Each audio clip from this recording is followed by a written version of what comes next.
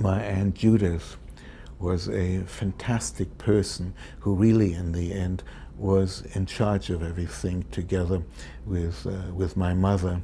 And she had a good friend in Havana who was Andrei Polyakov, his name was, and he was head of Shell Oil.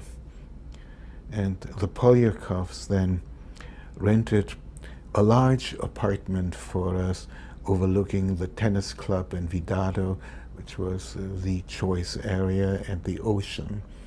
And when the Friedlanders got there, we rented out 4 bedrooms to people who had been on the ship with us.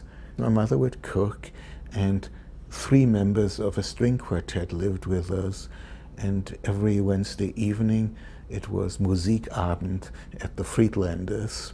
So that became a center for German refugee life, and in effect we were then in a lovely apartment house. We went to a very fancy British school so that we would learn English there during the classes, and between class, of course, everyone was chatting in Spanish, so that we picked up Spanish and English at that point. There was sort of a pulsating life all around us.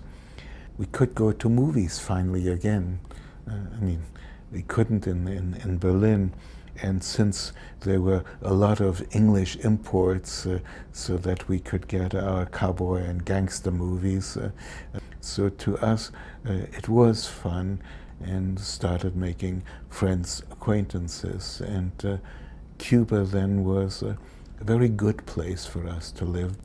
There was a synagogue there, and we would on occasion, but not too often, go to synagogue, partly because the Polyakovs, the people who had sponsored us, were our friends, would go to synagogue, certainly on holidays and occasionally on the Sabbath. But mainly our contacts were the emigres who were living around us or with us.